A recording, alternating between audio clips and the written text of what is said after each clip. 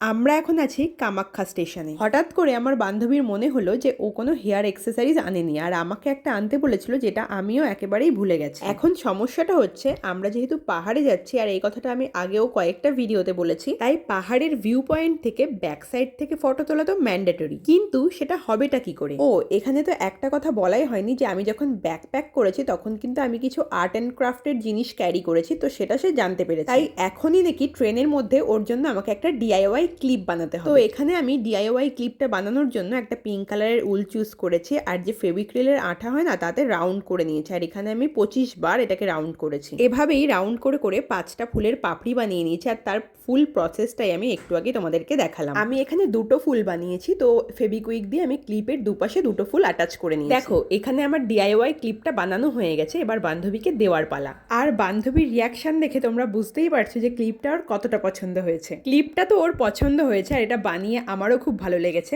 আমাদের এই পুরো ট্রিপটাই ও কিন্তু এই ক্লিপটা পরেই কাটিয়েছে। তার কয়েকটা ছোট ছোট ক্লিপ তোমাদের সাথে শেয়ার করলাম, আর সবশেষে বান্ধবীর নাম হলো আমারও কিন্তু একটু কাম ছিল। বাই।